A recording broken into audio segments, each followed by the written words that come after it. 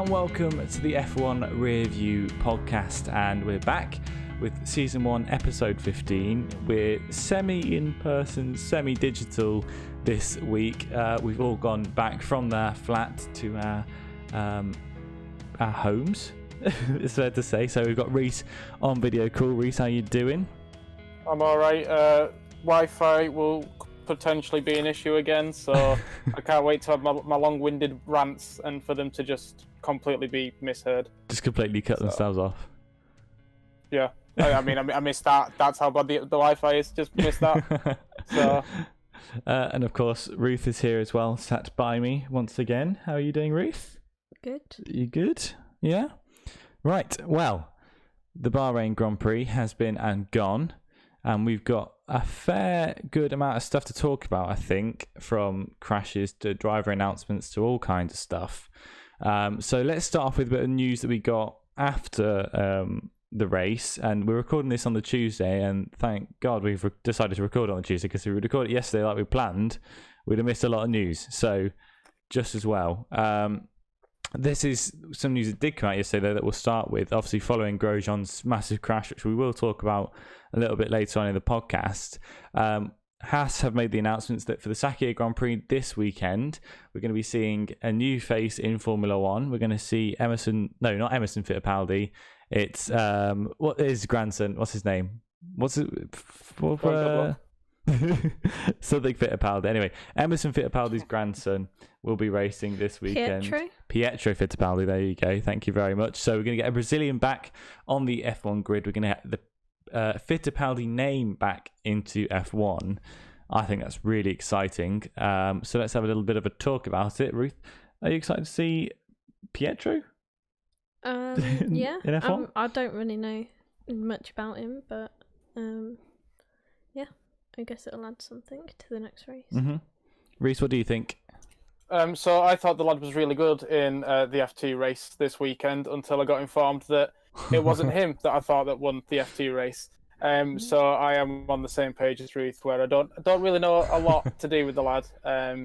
So your racing knowledge has topped us once again, Tom. Yeah, well, he's obviously the grandson of former F1. I think he was world champion Emerson Fittipaldi a long time ago. He's the grandson of him, so it's his son's son, and he's been doing really good things coming up through the sort of youth categories, and I think he's racing in F3 at the moment. I'm not entirely sure, I might be wrong on that, but he's obviously Haas's reserve driver, has been for the past few seasons, and so he finally gets that call up into F1, which is really good for him. I'm really excited to see what he will do.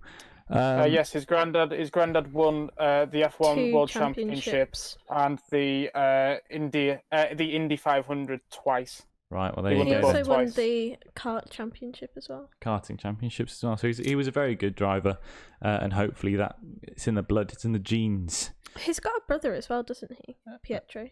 Pietro, I don't know. He might be. Enzo Fittipaldi. I'm not 100% sure what he does. Yeah, interesting. Well, it's a very... I'm sure he's in racing somewhere, because I know for a fact that family is very heavily involved in motor racing in one way or another. I'm very excited to see Pietro in Formula One, and I'm sure we'll have more to talk about in next week's episode, specifically sort of about that and about what he achieved. If he has a good weekend or a bad weekend.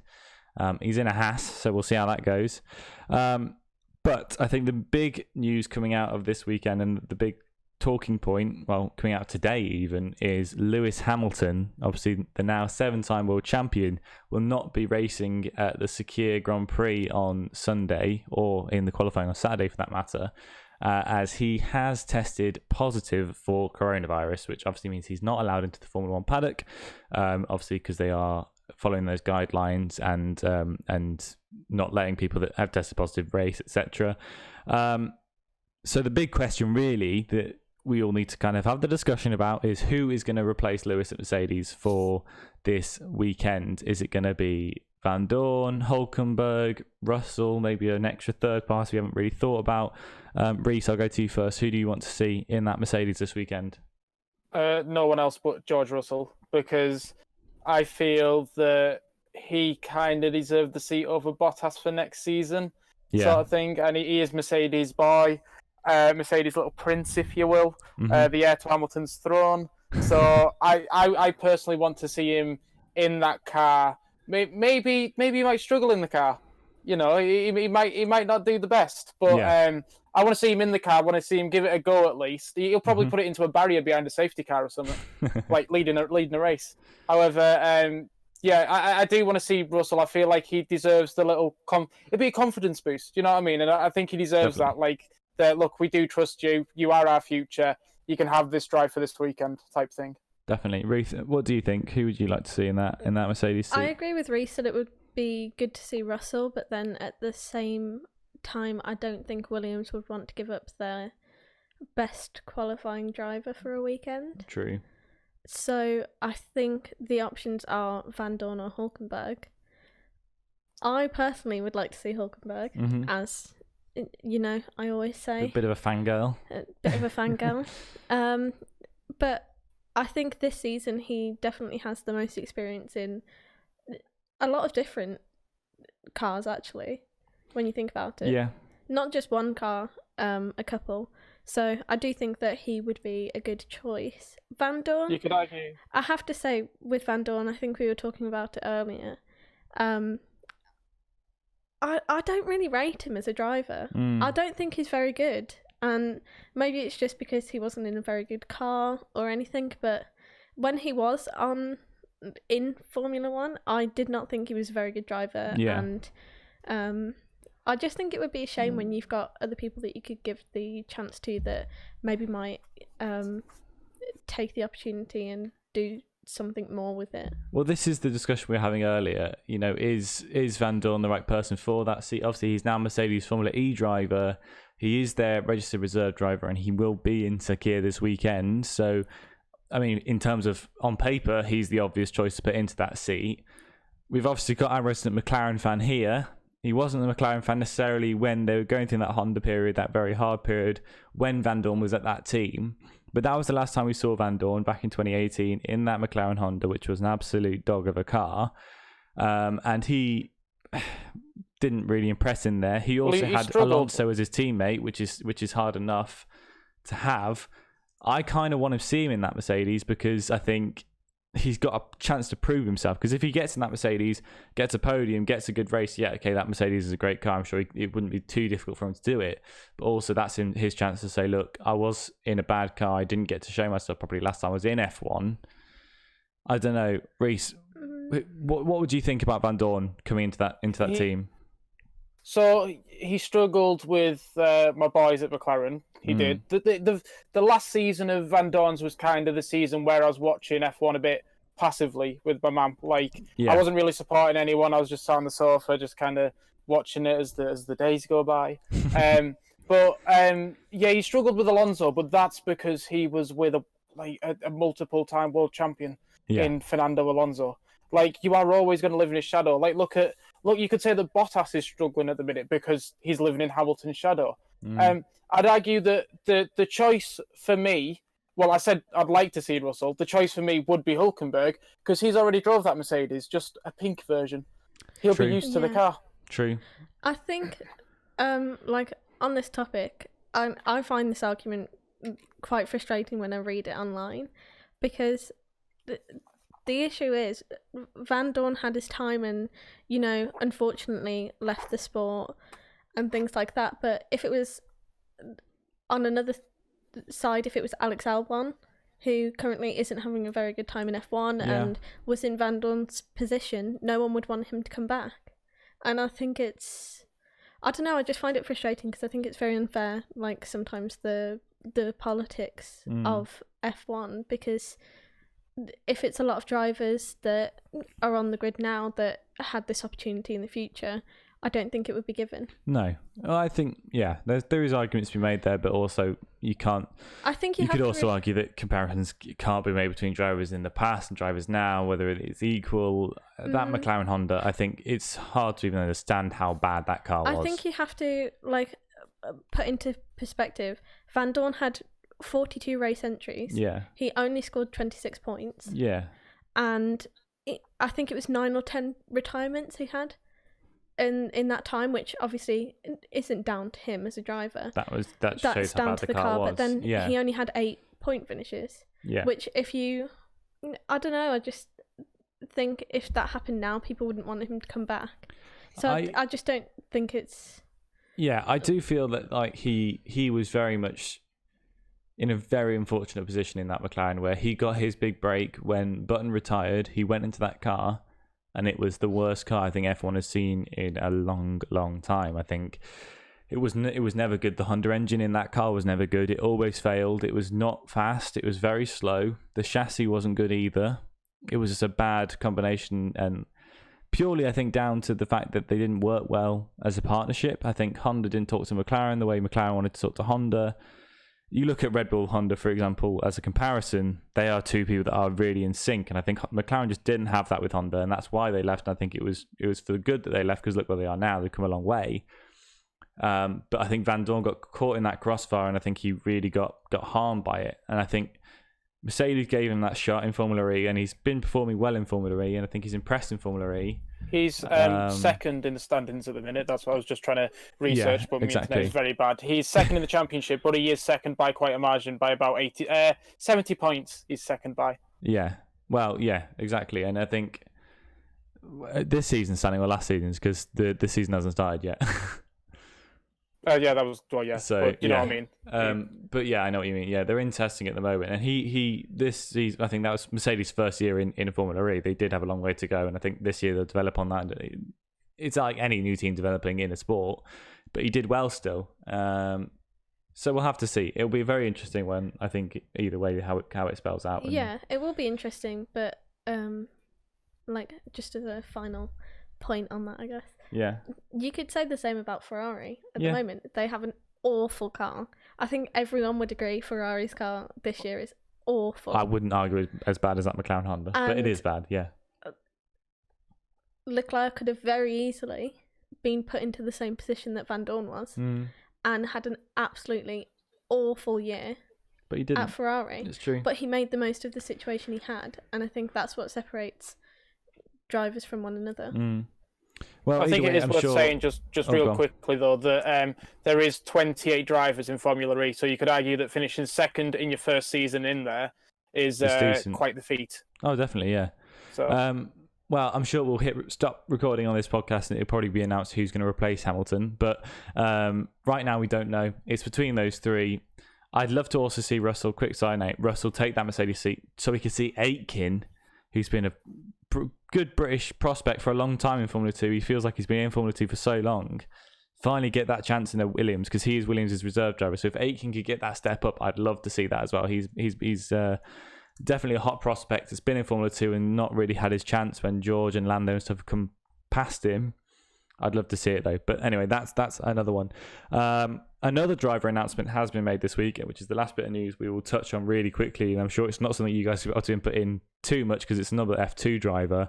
But Haas have revealed one half of their new driver lineup. They've announced that Nikita Mazepin, who obviously I think we talked about it in the past on the podcast when we were speculating who could take the seat. He's been announced for that seat, and it looks like the other seat will be going to Schumacher. Not official yet, but it's basically official. It's like an untold secret at this point. As I think one of the Sky blokes said when they were interviewing the Haas boss, what's his name?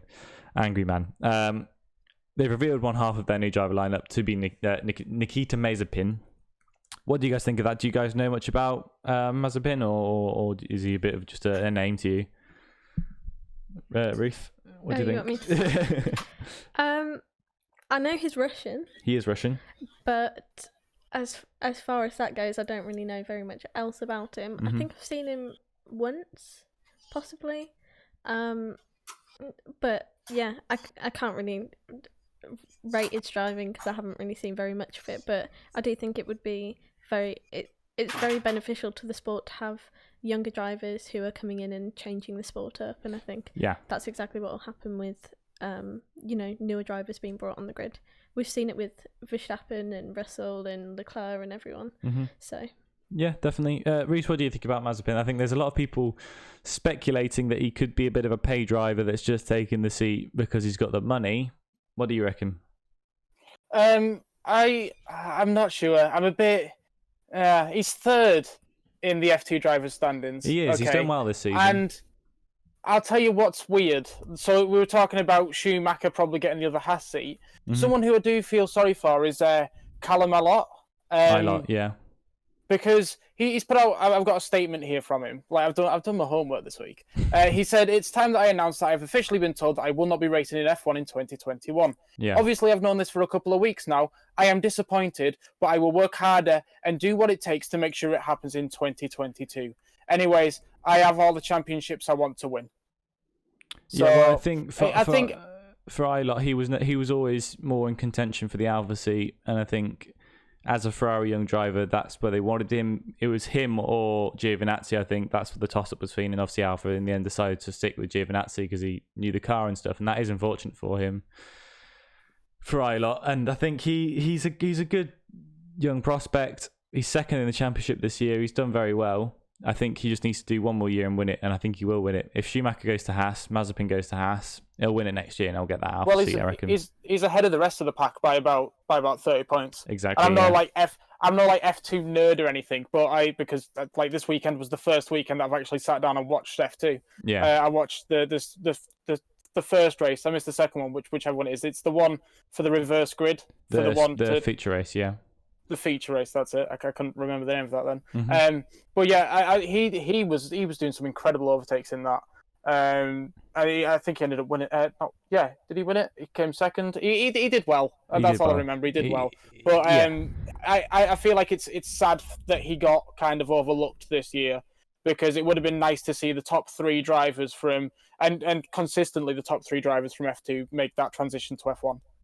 I think the simple issue is that there just isn't enough F1 spaces to go around. Yeah. That's why you have people like Perez who aren't getting a seat, or he could get a seat after this, but at the moment it's when we're recording it, he hasn't got a seat. Exactly, yeah. And people like Hulkenberg, why they didn't stay in the sport and things like that. And I feel like I come across mean on the podcast when I say I don't feel that Kimi Raikkonen deserves this seat, but if Kimi Raikkonen wasn't there, then he would have been such a great option to go with. Yeah. And I feel like he has more opportunity to improve the team than Raikkonen does. Yeah. And I feel like that could have been a great swap between the two. But they didn't. Well, yeah.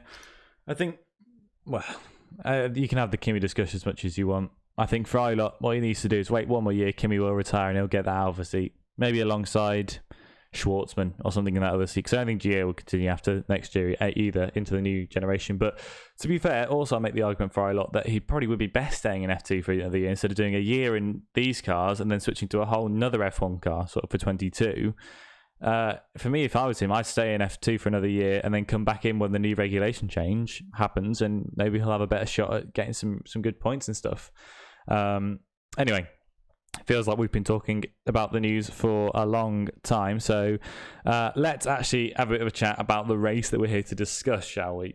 And I think there's one main talking point that we're going to be talking about here. Obviously, the race happened, and it was quite a good race, but I think we can all agree it was very much sort of overshadowed with worry in everyone's minds about a certain Romain Grosjean, and I talked about it at the start when we said that Fittipaldi would be coming in to cover him. Grosjean obviously had a huge crash, and it was the worst crash. I've been watching F1 for 80% of my life, most of my life since I was a kid. I've been watching F1. It's the worst crash I've ever seen, that's for sure. And I think for us watching it, everyone saw that when he went off into the fire. I think the explosion. To be fair, the explosion is what I saw before anything else. My heart just sank. I don't know about you guys. I've never seen a crash like that in F1. I obviously haven't been watching it as long as you, but I've seriously never seen a crash like that. And I think the thing that was the most shocking was how long he was in the fire, number one, but then number two, the shots after, you could see where the halo had pushed the barrier up. Yeah. And the fact that he managed to even get out of that small gap, but he managed to find his way out. Was insane to me. I mean, Reese, what did you? I mean, you cringed when you saw Leclerc go into the wall in Monza. How did that make you feel watching that massive explosion this time, a huge crash? Yeah. There's a little lad in this house called Willem. Right. He's 6, and he asked if he could watch the race with me, and I was like, yeah, of course. Just come to the living room when you're ready. And luckily, he didn't come to the living room on the first lap. Because how are you meant to explain what just happened to a 6-year-old? Oh, yeah. Like, that was... I FaceTime my mum because I knew that she was watching it, and I knew that you would just be sat there, like, heart sank talking to Ruth. Yeah. So I FaceTime my mum, and I was like, Mum, have we just witnessed the death of a driver? Like, I felt absolutely awful. Well, I think we should say the fact that we didn't witness the death of a driver is incredible. And I think Ted said it in the note. I don't know if you've seen the notebook for this week, but Ted said in the notebook, like, we very easily could have lost BahrainGrand today. But yeah, it goes lengths to say what an incredible amount of work Formula One and the FIA and everyone that's involved in making the safety precautions, the stewards, etc., have come for a crash like that not to be fatal is incredible. I've got some stats here that he obviously was somehow conscious after the impact, which was over 50 G, the impact into that wall, 53 G I think it was. He managed to get himself free from that car, get his seatbelts off, and climb out. I just think that's incredible that he didn't even pass out. That's the crazy thing for me, that he had a 53 G impact and was conscious. Because if he'd have passed out, I think this would be a completely different story. Yeah. I mean, it's incredible for me that he managed to escape from the cockpit. But obviously, I think more than obviously Grosjean did an incredible job getting himself out. But the medical car and the stewards that arrived on scene within seconds of it happening, some went sprinting across the track. Even on a live track, they didn't care. They went sprinting across it with fire extinguishers to get to that fire, to start putting it out. They were shot to, I think it was it 18 seconds? Grosjean was in 18 seconds, something like that? So altogether, he was actually in the car during that crash for 28 seconds. 28 seconds. And to come out, and it's obviously come out now in the news that he is fine, just a few minor burns. He's been doing squats this morning. I know, I saw it. Incredible. I said after the crash had happened that initially I thought he'd broken his leg. Yeah. Because the way he'd squeezed himself out of the car, he'd lost his shoe as well. Yeah. And you could see how much damage was done to the front of that car. How he came away completely unscathed is 50 phenomenal. G's of impact as well, and he didn't break a single thing. It's incredible. It's remarkable. I mean, you've got to take your proverbial cap off as well to where Dr. Ian Roberts and Alan van der Murray, I know I've just messed up his last name, but for Dr. Ian Roberts to just run straight towards the fire and grab him, like, I know it's his job, but that takes balls. That takes a lot more balls than I have. That's for certain. Ted said as well that he wasn't wearing fireproofs. Doctor, the stewards had heavy fireproof, like firefighter gear on. Ian Roberts didn't. He had an open mask helmet, so his face was exposed. Had a balaclava on that came up to his chin. That was it. Which obviously was a fireproof balaclava, but that was it. And he ran without gloves on and put his hands into the fire and pulled him out. And that is just instinct. And I think, I said it. We were watching it with my dad, and I said to him, like, that is. They pulled every single lap, the medical car, and a lot of people don't realise it because they are so far behind the rest of the pack. Every single opening lap of every single race, a medical car follows the pack. At the start of the grid, you'll see the medical car at the back, and then after that, you don't see it again normally because they just drive round and then come in at the end of the lap. Because obviously, the first lap is where a lot of the big crashes happen, so they always follow around on the first lap, and normally they're not needed. And this time, I think. You must just imagine what they saw when they came around that corner and there was just half a Haas sticking out a wall on fire, a huge fire. They just got to it. They didn't hesitate. They just got to it. They got there. Ian Roberts jumped out the passenger seat, ran straight to the fire. What's his name? The other one. Alan. Vander Allen.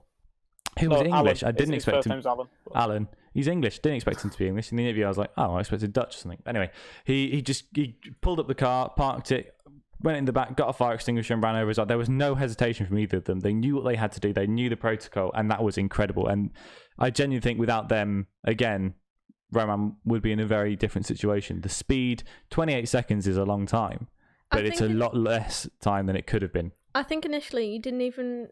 Because obviously they didn't want to show it on live TV on the replays, yeah. Grosjean was out and he was... going to get help and stuff. Mm-hmm. You didn't even realise that the Haas had actually split completely in half. Yeah. You couldn't tell. But I was reading about this earlier because Grosjean has just done an interview, and he, was talking about the crash and saying about how bad it was, and he said, I don't know if the word miracle exists or if it can be used, but in any case I would say it wasn't my time to die. It felt much longer than 28 seconds. I see my visor turning all orange. Don't forget that his visor was actually melted he got out of the car as well.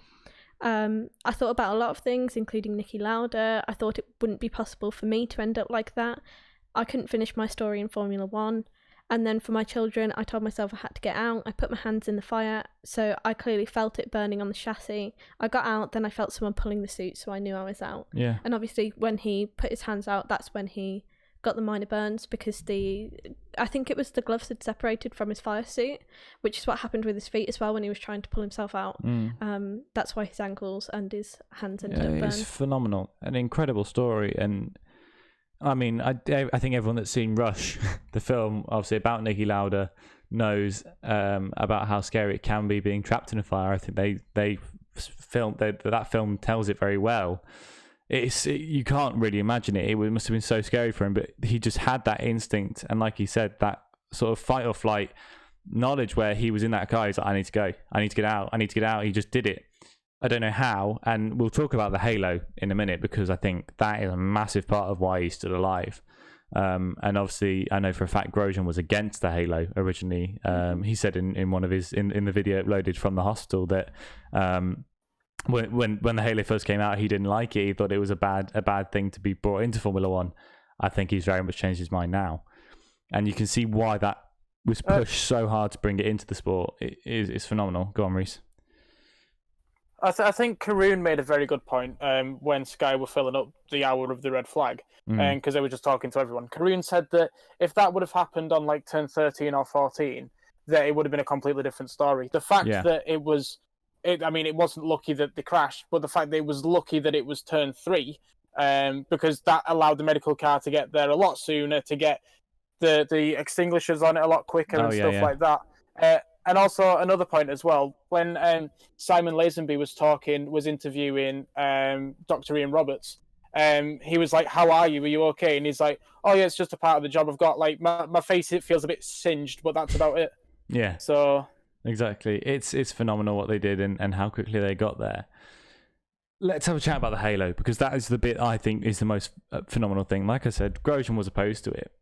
That halo, I don't think anyone thought about it being used in this process. When the halo was originally brought in, everyone that was against it just thought it was there to deflect tyres. And that was a big part of it. It is there to say if there's a bouncing tyre, it won't hit the driver in the head. Because obviously there was a young driver that lost his life, Henry something, lost his life in Formula 3 when a tyre just went bouncing across the track and struck him in the head. And it was a very unfortunate death for him, and that was a massive thing to push the push for the halo to be brought in. And a lot of people thought it doesn't happen that often, we don't need it, it's ugly.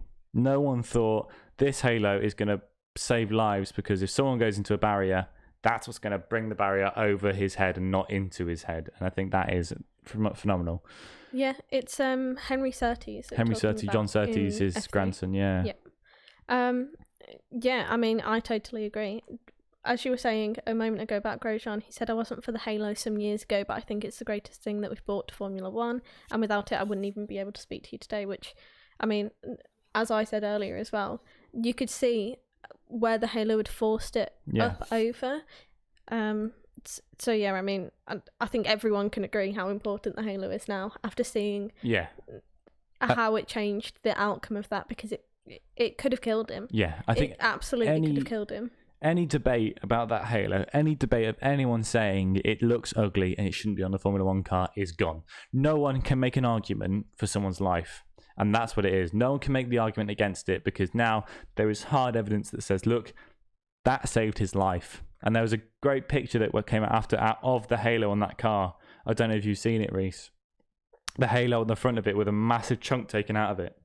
And basically, you can tell that if that halo wasn't there, that massive chunk would have come out of Grosjean's head, and it would be a completely different story, and he wouldn't be here. So I think we should just say, again, incredible the amount of work F1 are doing to ensure these drivers' safety. And in fact, they came out of this now and have said they're doing an investigation into the crash to ensure that that doesn't happen again. He was safe and he survived, but it was still too far for F1, and they don't even want that to happen. They're doing another safety inspection into that to see what they can bring in to stop even that from occurring, and that is phenomenal. And that just shows the amount of drive they have to ensure that the drivers that take part in this sport are not risking their, well, of course they're risking their lives, but you know what I mean, like they're taking as many precautions as they can to ensure that if there is an injury, it's not life-threatening, and I think that is remarkable. Yeah, I think we were saying as well, actually, during the race, the amount of times they test the cars and everything, they can test the cars as many times, but things like that just happen. There was no way for them to predict that crash could have happened or to prevent it. Yeah. In any way, I don't think. I think it's also worth mentioning that all of the drivers wear a suit which has fireproof material. Mm-hmm. I didn't actually know what it was called to begin with, but it's called Nomex. Right. And it can survive in temperatures of 840 degrees Celsius for 35 seconds. Wow. So obviously Grosjean was in the car for 28 seconds. Yeah. Had it have been 7 more seconds, it would have started burning up. If he'd have been unconscious or anything in that car, he would have got very, very severe burns, because the fireproof suit actually melts after that for 35 seconds.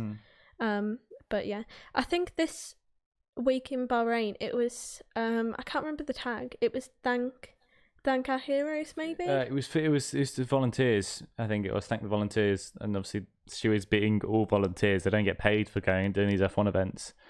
And it was a very apt timing to have that event, because obviously they were needed today more than ever. So yeah, again, I think that they are the people that make these events run, and they are the people that kept Roman alive this weekend. So it's phenomenal. Obviously, I think we should say that we wish Roman a speedy recovery, and he says he wants to be back in the car for Abu Dhabi, and obviously that is really hopeful that he thinks he can do that, and that he's willing to do that as well, because I don't think after a massive crash like that, I don't think I'd be able to get back in a car for a good long time. But he thinks by next week he'll be back in a Formula One car, ready for the race at Abu Dhabi, which is phenomenal, and I hope he does. Go on, Reese. There's no argument anymore. There's clearly no argument anymore. No. I started watching F1 when the halo was already on the car, so I'm not one of these people who are like, there is no need for halo. There's absolutely no argument anymore. No, definitely not. And I think, to be fair, I think for the most part they have been accepted as part of Formula One now. I think most people are used to them. I don't think there is much of an argument anymore, but definitely, if there was anything, you've got to weigh it up. It's been quelled. You've got to weigh up between it being aesthetically pleasing and saving a life, and that's a no contest. Exactly, absolutely. And I think anyone that watched that race will agree wholeheartedly with that. We would have lost a driver this weekend. Simple as that, if the halo wasn't there. Simple as that. I have to say, after the crash as well, one of his rear tyres actually came off and went flying across the track as well. It was so lucky that the final 2 cars were passed, because that also would have hit their car. And, obviously the halo was designed to stop them being hit by the tyre after the crash with Henry. But it still would have done some damage. Oh, so definitely, yeah. It was very lucky that Kvyat also wasn't taken into the wall. Mm-hmm. Definitely. Right then. I think that's enough said about Roman, and obviously we do wish him a speedy recovery. But there was also a race that happened after that fact, and as I said, it was very much overshadowed with everyone saying what's going to happen to him. Has he got broken bones? Has he got severe burns? What's happening? And we've got more updates on that now. He's not too injured. He's just got minor burns, which is great news. But the race did happen. Going back to the crash real quick. Sorry, I did put it in the script, but I put it a bit too early, so we kind of skipped over it. Right. There's a video on YouTube at the minute called "On Board Team Radios After Red Flag." Right. That's the title of it. If you've got a spare couple of minutes, go watch that video. It's really good to see the engineers say red flag, and then to see the drivers' reactions. The 2 stand out for me was Charles Leclerc, who used some choice language that I can't repeat on this podcast, and Kvyat as well. Like it's amazing to see how it's weird to see the professional mode switch. Like first, like Russell, for example, on his radio, he said, "How was my start? Why was my tire spinning?" And then he was like, "How's Roman? Like what? Like who was that? How are they? Are they okay?" So yeah, just if you got a spare couple of minutes, it's just driver's radio reactions to Grosjean's crash. That's what you need to type in. It's worth giving that a little watch if you want a little insight. Definitely. Is Reese's microphone peaking? Because it sounds like it is in my headphones, but it might just be my box. Yeah. Okay, that's fine. Right then, let's have a talk then about what happened after that red flag. Like you said, Reese, there was the red flag, and then they rebuilt the barrier, which again we should say they rebuilt that barrier in such quick time. But the race got going again, and I think that we're not going to have too much to talk about in terms of the race, because I think it's fair to say, like we've already said, it was overshadowed a lot by that incident with Grosjean. There was a few major talking points which we will kind of very briefly look at, because we've taken up a large amount of the podcast obviously talking about everything we've talked about so far. The main one for me is Racing Point, and I think we'll have a chat about Racing Point now. What happened, I don't know. Obviously Stroll had a very sort of unfortunate restart with, again, Daniel Kvyat. He was very much the danger man today. Daniel caught Stroll going into turn 8. I want to say it's around 8. Yeah, it was turn 8. Turn 8, and Stroll's car just completely flipped, and we were watching it after that massacre. Everything got going again, and then the camera cut to an upside down car. I was like, what is happening in this race? First one explodes, then one's upside down. But luckily Stroll was fine. He managed to climb out of it okay, and that led to the first DNF of the race, which was obviously unfortunate for Racing Point.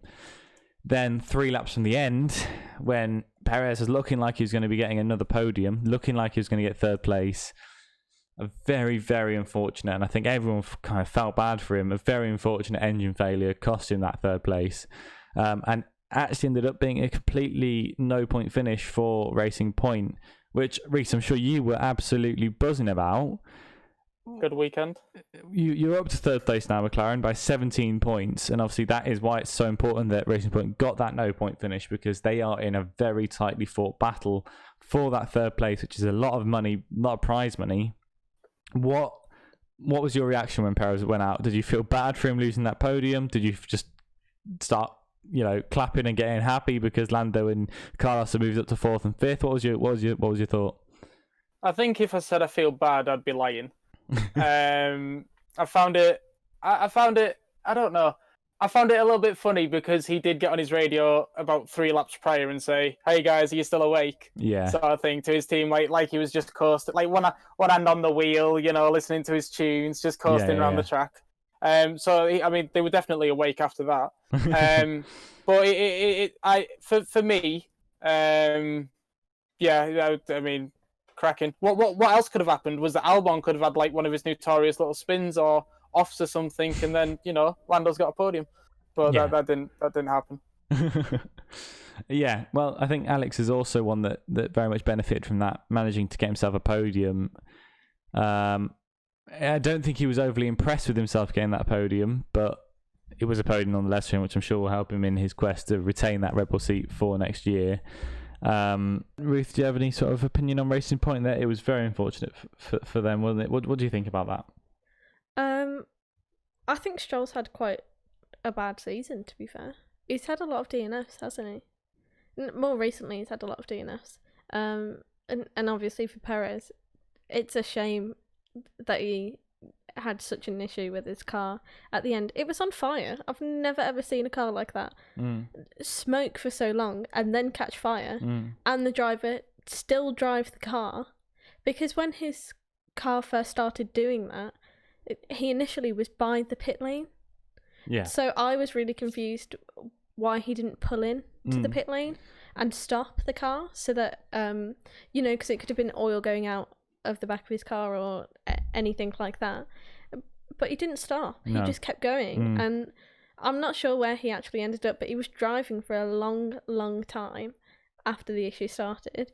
Touching on Albon, I think credit to him, he had such a good drive this weekend.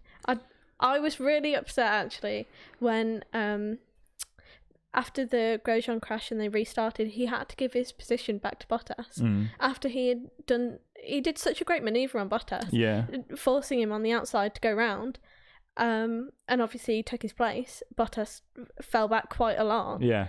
And he did such a great move, had to give it back, but then, obviously ended up on the podium in the end. But I don't know, I feel like a lot of people have been really harsh. Obviously, he would have been much happier with himself had he fought for the position, but that's not how the race went. No. Perez went out, but he did so well to hold on to his position throughout the race, and he had a lot of great moves. I feel like everyone was being quite harsh about the way Albon had got that podium. Had it have been anyone else, I have a feeling it would not have been being critiqued as harshly. I think there was a quote from Max in an interview afterwards where he sort of said, what do you think about Albon getting that podium? He said he didn't think it was that impressive, seeing as he was 30 to 40 seconds behind his teammate, being Max. And I don't know if that shows something about Max and Alex's relationship, whether there's a bit of a animosity there where Max wants him to be doing better and getting more time. I think I sort of agree with him in saying that a 30-second gap to second place isn't great, and he didn't really have that position until Perez had that retirement. But I don't know. It's a podium at the end of the day. It's 15 points. Doesn't matter where you finish. It's the same amount of points, no matter how far behind second place you are. So I don't know. It'd be interesting to see how Red Bull look at it. Whether they see that as, okay, we should give him a seat next year, he's doing better now, or whether they see that as he got a bit lucky there. I don't know. I was just going to say real quick, going about Perez. He's been reportedly offered a Ferrari reserve driver role for 2021. Oh, right. Interesting. That's news that came out 4 hours ago, but it is just kind of on the rumour mill at the minute. But yeah, for 2021, reportedly offered a Ferrari reserve driver role. Interesting. Okay. Yeah, I was going to say, I think it's important to remember that Albon also has not had the same spec car as Verstappen. He's had a completely different spec car with completely different parts because they've been trialling parts in his car. Yeah. As opposed to trialling them in Verstappen's car, because obviously the car he has now is perfect for him and works really well for him, but Albon has not had the same parts and has been having to test other parts that maybe aren't as great or maybe are harder to drive with. I don't know. I just think it's really hard because I think he deserves his seat. I think he should get that Red Bull seat. As much as I would love to see Hülkenberg or Perez in the seat, I think Albon does deserve it. And with the Verstappen thing, I feel like it must be hard to be someone's teammate who always has such a good race. I'm sure it's the same for Bottas. Yeah. Who always has, his teammate always does better. But yeah, I don't know. I feel like that might push Albon to want to do better, which might be what Verstappen wants for him anyway. Yeah, well, either way, it gave McLaren a big boost in terms of championship point, being 17 points ahead of Racing Point now, who have fallen a long way off of that third place they were holding quite comfortably before this weekend. Obviously, there is still 2 races left. We're going to the Sakir Grand Prix, and then we've got Abu Dhabi. Racing Point are really going to have to push themselves to get back up to McLaren. McLaren are going to have to really push themselves to keep themselves ahead of Racing Point.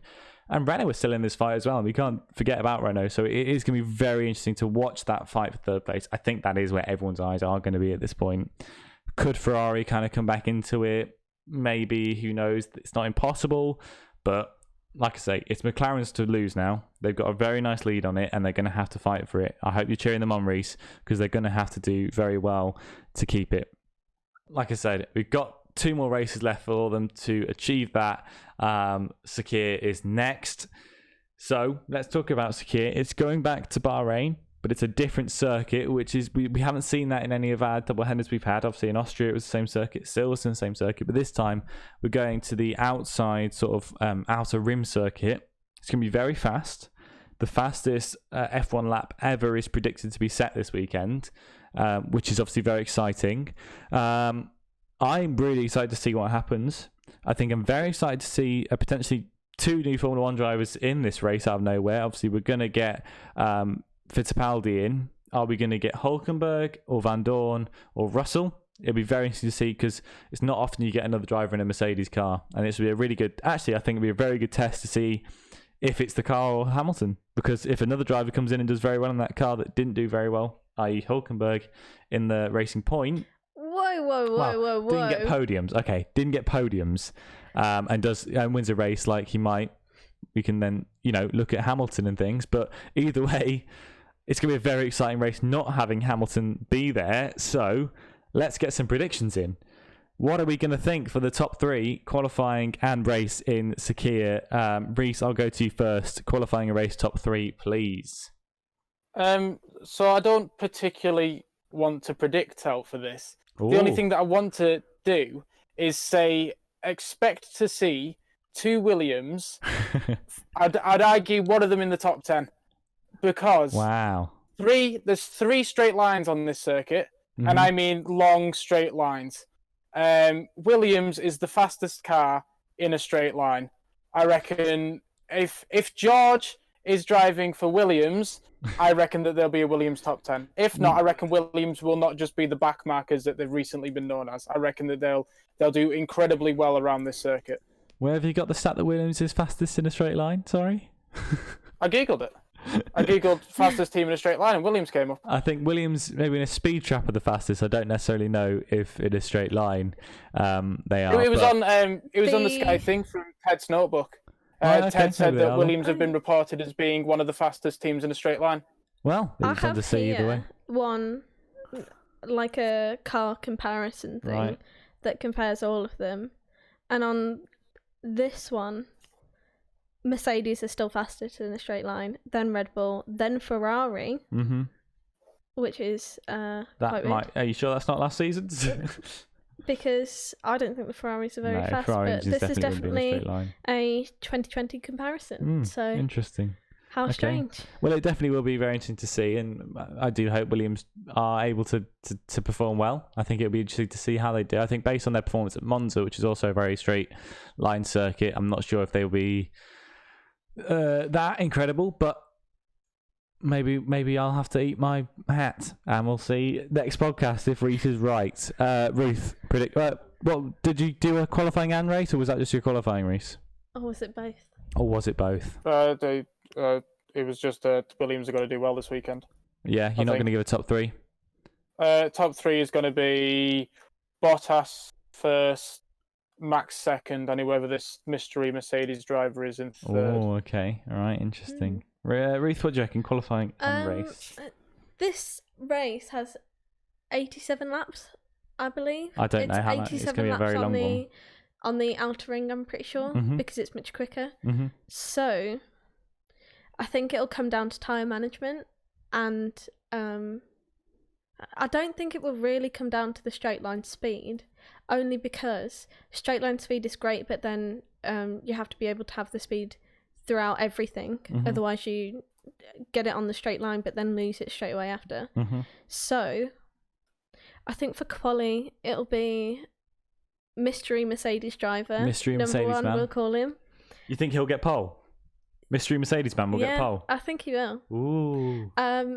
Second, I'm going to say Verstappen. Okay.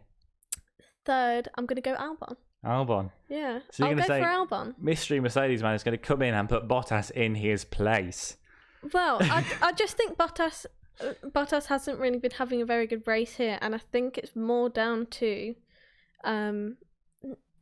his driving style, which makes him fall behind. And then obviously, as we've seen in other races, when the Mercedes falls behind, it's not very good for overtaking, and it doesn't work well in dirty air. So I think he'll fall behind quite quickly and won't be able to make up those places again. Right, okay. So you think... Sorry, do you think Mercedes will win or get pole? Mystery Mercedes man. Mystery Mercedes man, I think he'll get pole. Pole. For the race, I think...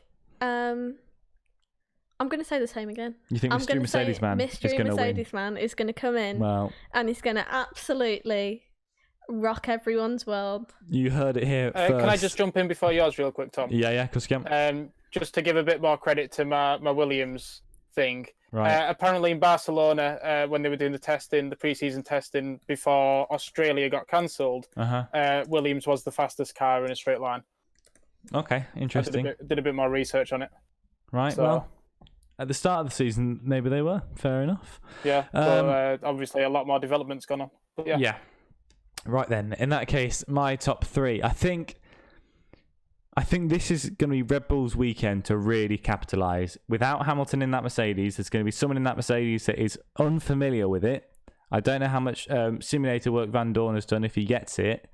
And obviously, I know Hulkenberg and Russell have done none. So it's going to be a new car either way to anyone that drives it. I think this is going to be Red Bull's chance to really sort of pick up on it. But I think Bottas will shine in those circumstances, not being the sort of more experienced teammate. I think he'll shine.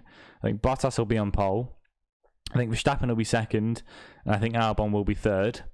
I think Mystery Mercedes man is going to be 4th, 5th or 6th, somewhere around there. He's not going to get straight into it, I don't think. If he gets a pole position, I'll be very shocked. I think if it's Van Dorn, he will fall back. But I think if it's someone like Hulkenberg, then he'll definitely take the pole. Yeah. I only say that because racing in Formula E and racing in F1, the reason why drivers who don't do well in F1 do so well in Formula E is because it's a completely different skill set and it's completely different driving the car. Yeah. So that's why I feel like he won't be able to come back to F1 and do very well at all if it's Van Dorn. Well, okay.